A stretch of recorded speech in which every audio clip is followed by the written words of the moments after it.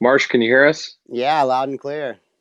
Gotcha. So just for the edit for the people that aren't viewing live, I'll give a little recap of what you guys are doing at Sitka, and then we'll jump right into your story. So Sitka Salmon Shares is a direct to consumer seafood company based in Alaska. They deliver responsibly harvested wild Alaskan seafood to home cooks across the country, and through a monthly subscription, they are making a lot of people happy. So Marsh, your background is as a fisherman, and you are the co-founder along with Nic, correct? Yep. Good. Yep. So, all right, now that we're up, we're live, we're rolling. Why don't you guys share with us your founding story and how this all started? I Take it guess I could. away. All right. Well, I grew up commercial fishing. My dad's a commercial fishing fisherman, so in rural Alaska, we're on a little boat and spent my summers out there doing that. And I did various other things in my life. I went to school. I did some other jobs and kind of always fished on the side. And in 2010, I bought my first boat, became a captain, a troller, hook and line salmon boat.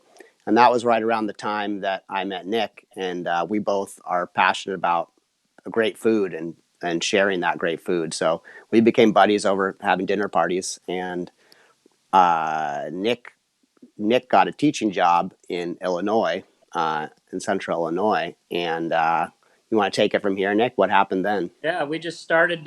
We started the Alaska to Midwest Salmon Shuttle. Really, with I think the understanding is, seafood is like this amazing thing to eat, right? We know it's super healthy for us. We know it tastes great, but we also know that like the way that the dominant system gets it to us, which is through you know poor quality, lots of overfishing, lots of problem with fish fraud. I don't know if your viewers know, but a lot of them are. A lot of them, a lot of fish that you buy at the grocery store isn't actually what you uh, think you're going to get, right? You think you're buying wild salmon, but it's actually farmed. And so, we just started rebuilding a system to get home cooks, you know, primarily first in the Midwest in places like Chicago and Fort Wayne and Indianapolis and Madison and Milwaukee, be able to get them this awesome ingredient, all from small boat fishermen, caught on hook and line, so that people knew where their fish was coming from. They knew that they were getting this really high quality product. I think for the last 10 years, it's just been a growing movement of people really wanting to know, like, hey, who caught my food? Who grew my food? Is it healthy for me? Is it healthy for my family? Is it healthy for the environment? And we've just been trying to do that with seafood. And yeah, like I said, I was teaching, Marsh was fishing, and we were sending fish like into Illinois and distributing it. And it was originally super small time when we first got started a few 8 years ago or 9 years ago now, and Yeah. now it's gotten a little less small time. Yeah, and as a fisherman, you sell your catch, and you sell it to a big processor where you're hook and line salmon fishing. So you're kind of like they do on the Great Lakes. You're trolling for kings and cohos, and you're putting all this care into these like beautiful fish. You gut them right away, remove all the blood, and chill them right away, and go on like and you're delivering this amazing wild salmon, like one of the most amazing ingredients you can get, and then it just disappears on the global market and you don't know where it goes, or you get a really low price. So like as someone who loves food, like making that, when I was able to sell some fish to like the first iterations of salmon shares, then go to the Midwest and meet people that ate the fish and they were so excited about it, really like put it all together to me. So it's just something that like something I believed in that really connected with me, and ever since then we've been going strong and building it. Hey Marsh, do us a favor, try to flip your camera and see if we can get you right side up here. Ah, there we go. Much better. Okay. All right. Oh, okay, so this is really neat. So what is being lost in salmon farms other than the natural part of it? I'm sure the taste is better, but what do people who aren't as educated on salmon not realizing when they get salmon that's from a salmon farm versus, wild caught? I think a multitude of kind of reasons to go for wild. For one, like your health, what they eat. Your salmon swimming around in a pen being fed pellets oftentimes. So they're mixed with a lot of corn and soy. So, you think salmon omega-3s. Wild salmon have much higher ratio of omega-3s to omega-6s. So the omega-3s are what you want. And farm salmon, depending on their diet, have a lot of those omega-6s. So kind of the opposite of the omega-3s. And so that's detrimental. Also from an ecological standpoint, the area around the salmon farm is often like a dead zone because they're all that feed kind of filters through the pens and kind of kills everything on the bottom. And they have to be fed oftentimes a lot of antibiotics. And also they have to catch a lot of wild fish, predominantly anchovies from Peru, to feed these wild salmon. So it's kind of inefficient to take a bunch of fish and then feed it to grow another species of fish. Gotcha. And you I just can't. think wild Go salmon ahead. tastes better too. Farm salmon is a much softer flesh, right? Because they don't get to develop muscle tone, right? Where wild salmon are able to swim around in their lives. And so I think they just, to me, as a culinary product and as a food, it takes a while. It's like wild game too. It's like wild meat. You have to learn how to cook it. That was like when we first started. A lot of people are like, oh, they overcook it, right? Because they're used to farm salmon, which is really fatty and really soft. But once you get to learn how to cook wild salmon and wild seafood in general, and know that the muscle tone is different, it's got really firm flesh. It's incomparable to the farmed product, and I don't know, in my opinion. Gotcha. So we have a question from the audience. Eric Sanderly asks, how do you work to ship your product sustainably? Alaska is far away from the markets you mentioned. Um, what's that process?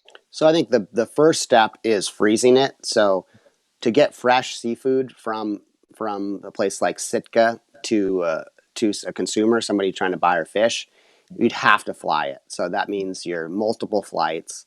And I mean, even here in Sitka, so the first part of it is freezing it. And I think people, are used hear the word fresh seafood, they want fresh. But even here in Sitka, it's a challenge to get perfect seafood delivered to our docks. We have to we pay our fishermen more. We have fishermen owners that have bought in that we work with directly and spend a lot of time and energy working with to make sure they're delivering that perfect fish. So even getting that perfect fish in remote Alaska, Sitka is hard. So let alone getting you in Warsaw a nice piece of fresh salmon means it was flown on multiple flights. It means it's like at the very end of its shelf life. So what we do here in Sitka is we freeze it. We blast freeze everything at 50 below. So that really locks in the flavor. And the faster you freeze, the better texturally it is. So it's really super close to fresh. It's hard to even tell it was frozen. And then we can barge it and truck it, which is much more efficient. Yeah, Gotcha. I often think putting fish on a flying fresh fish is a big. It always degrades the product. It always degrades the product substantially, and it's really bad. The amount of packaging you have to use, the amount of the airlines. Flying fish is about 40 times more.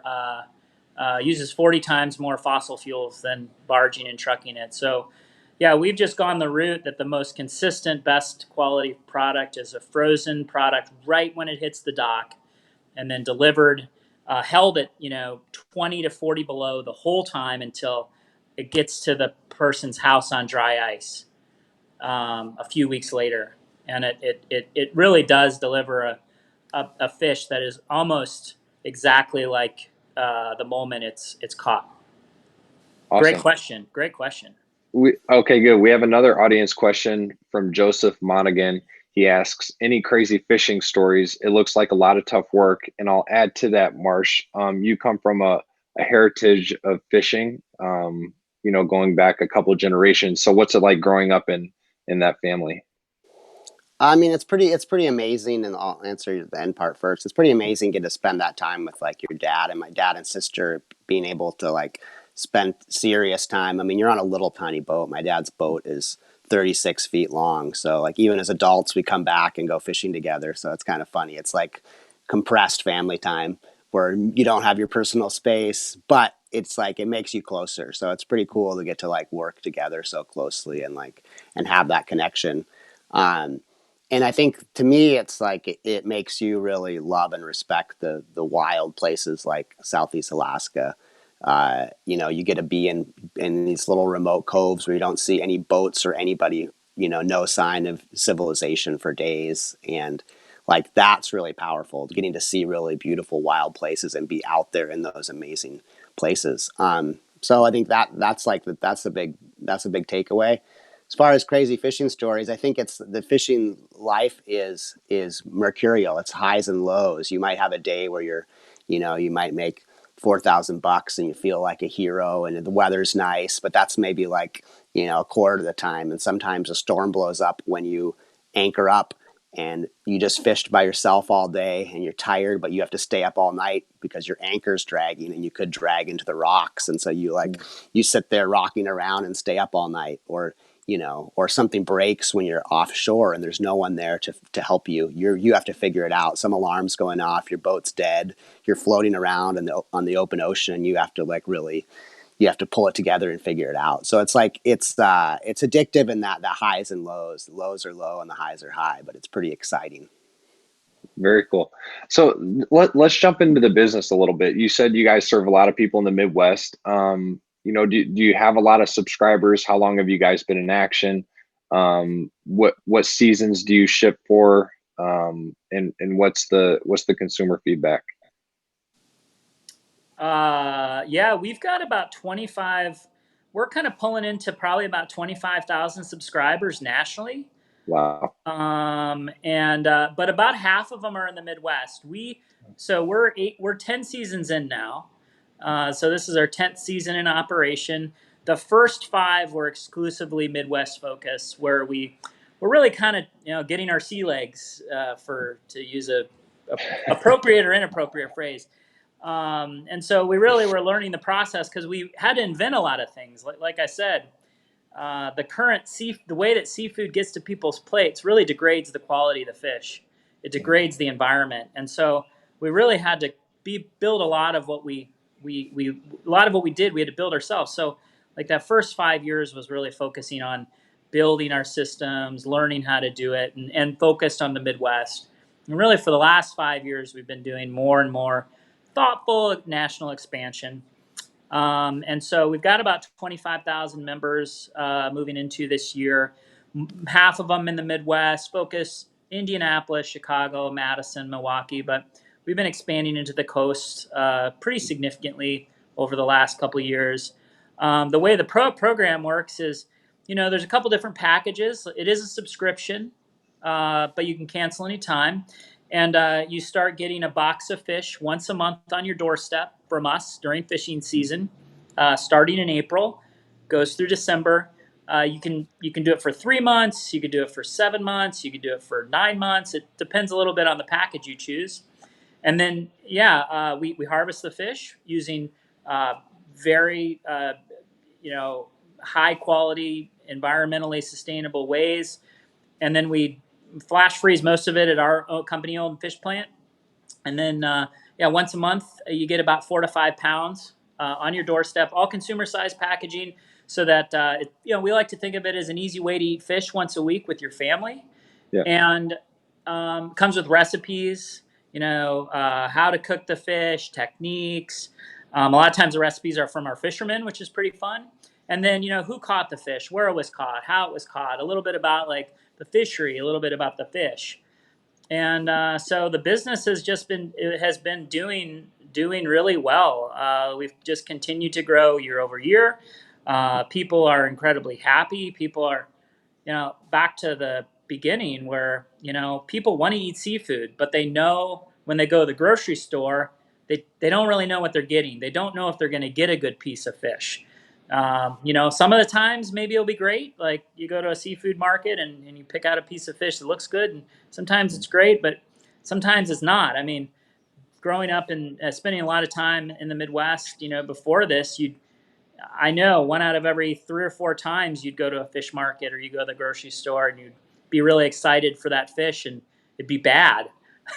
And then maybe 1 out of every 4 times it was good. And like, it really ruins the experience of eating seafood. But the reason it's bad is because those fish are not handled properly on the boat. That fish is weeks old sometimes before it gets to a fresh counter. Sometimes it can be years old uh, if it's been frozen. So they'll freeze it, ship it over to China, defrost it, reconstitute it into portions, refreeze it, ship it to San Diego, and then it'll be bought by a big buyer where it's eventually. So it's a long and convoluted process that really just gives consumers a bad product, and on our end gives fishermen a bad price. And so what we really pride ourselves on, and why we think we've seen the growth that we have and the success that we've had, is that we can deliver consistently high quality perfect fish to people's doorsteps, that we know that they're going to love, and it makes a huge difference. And that's because of the whole infrastructure we built up here. So it's not, you have to be really, seafood is so delicate. You have to be really connected to the producers. So it's not just calling up some company and asking for 100,000 pounds of nice fish. It's, we have fishermen owners that we recruit, that buy in, that we ask to go out fishing. They're out there on hook and line in little boats, and then we bring that back to our own processing facility where we can have control of the whole process and really like fillet the fish immediately and freeze it perfectly. And so like that infrastructure took a long time, was expensive, and we had to figure out a lot, but it really kind of, I think, sets us apart in that quality control and really delivering that like amazing fish directly from a small scale fisherman. You guys got a fun video I want to share with the viewers, so let's show that to the audience really quick. Today's world moves at dizzying speeds. We're used to getting food when we want it and how we want it. But at Sitka Salmon Shares, we think waiting can be a good thing. That's because we're a community-supported fishery. We wait for our small boat fishermen to catch our fish using low-impact gear before we blast freeze it and ship it directly to you. Just like the fruits and veggies at your farmer's market or local CSA, wild caught fish are harvested seasonally, which ensures the best taste. Sadly, the industrial seafood supply chain often takes fish around the world before it lands on your plate. And most fish from grocery stores and internet seafood providers can be frozen for well over a year. That fish waits for you instead of you waiting for it. It certainly doesn't taste as good, and that's a fact. It's also not as good for our planet. That's why we wait.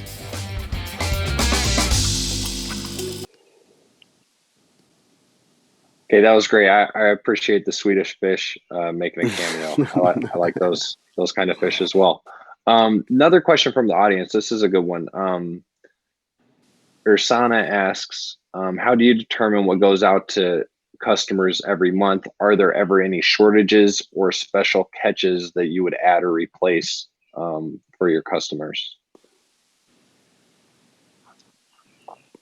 I'll take a shot at that. We say that we are actually really catching the fish, right? Like that's part of the why we wait thing. Like we're not just buying fish from a big processor. So we do have a little flexibility with what we send to our subscribers every month.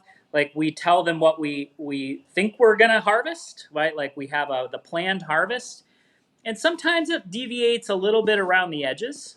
And so what we do in that case is if what we try to do is we have, with any type of fishing, right? Like you have plan A, you plan B, plan C, plan D, right? We always we have a very flexible system because these are wild fish. These are small fishermen, and you never know what's going to happen. And that's part of the fun of it. And it's also part of the fun for our consumers. So we're usually pretty good at making sure that we're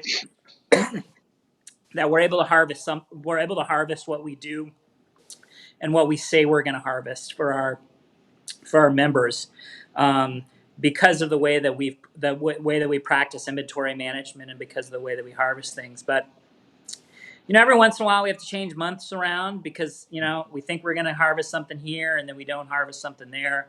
But generally we're pretty spot on. And yeah, a lot of times we have, the couple different ways that happens. Every once in a while, we'll catch more fish than we thought we were going to catch, right? So we offer sales to people. Every once in a while, we will bring on like a special fisherman or a special fleet member to harvest something that maybe our fleet members don't. And actually, what we've kind of started to do is, there's a lot of these small scale American fishermen that are a lot like our fishermen in Alaska. They're doing things right. They're catching things on hook and line. They're caring about quality. And recently, what we've been doing is reaching out to them and sourcing some cool stuff from our friends on both sides of the Pacific and the Atlantic. And so it's a pretty cool system because yeah, we do special sales and for the most part, when we say we're going to harvest something, we harvest it. But it's always, I'll say that there's close calls in some years where a boat will break down or just the fishing, can I say the word sucks? Like the fishing sucks. Like, and you go out and it's fishing super slow. And then you think it's right at the end, well, we're going to have to change deliveries around, or we're going to have to tell our members we're going to have to swap something out. And then a boat will come back in with like a massive load and a season saved. Right. And Yeah.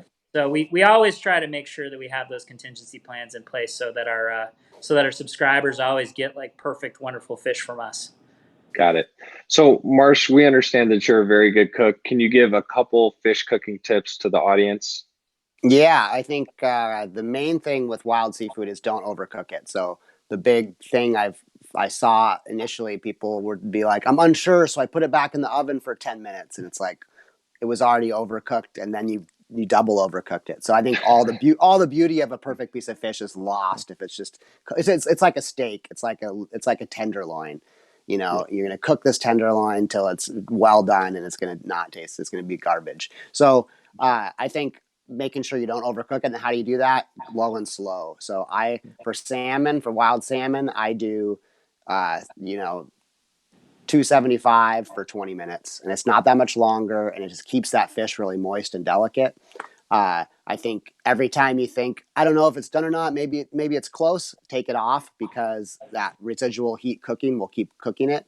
And you can also you can tell how it's done by flaking, like pushing your finger into the fillet and feeling those flakes come apart. But remember, it'll keep cooking after you pull it out of the pan. So go under a little bit. Just think of it like a steak and just go a little bit medium rare, and you're going to have a way better fish eating experience.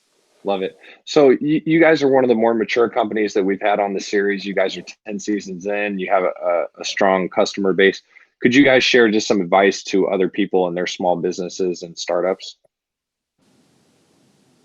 It's crazy. You got it. Yeah. Embrace it. You believe in what you're doing, because you'll be tried many times. I think Nick and I both just believed in what we were doing so strongly that we and we had all of our money tied into it, so it had to work. But I think we're many years we were pushed to the limit, and I think that belief in what you're doing and really it's going to be a grind. You're going to have some bumps along the road, guaranteed.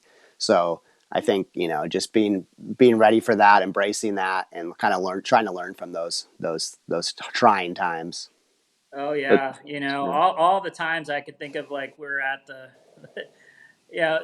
one moment you're thinking you're at the precipice of greatness, and the other moment you're going to go out of business, right? Like it's like fishing in the sense of it's a wild ride. But yeah, I mean, I think persistence and the belief in the product and was really key for us. And it did take a little while for us to figure it out. And, it's going cash flow positive is a really beautiful thing. I'll say that.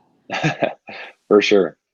Well, this is great. You guys, I'm going to check it out. I'm going to subscribe. I appreciate you guys coming on and sharing your story. Look forward to trying the fish myself. I will not cook it. I will let my mom do that. But, this is really cool what you guys are doing. Thanks for coming on and sharing your story. And for all the viewers, we ran the website at the bottom of the interview. So feel free to check it out and try the fish also. Yeah. Hey, I'll come up to Sitka, man, anytime. Maybe next summer I'll show you how to cook over the open fire. We'll catch some salmon. Okay, awesome. And all the listeners too. Come up and Yeah, see us. love it, love it. Awesome, Marsh, Nic, thank you guys. Thank you, Mason. Thanks, Mason. Big Take fan. care.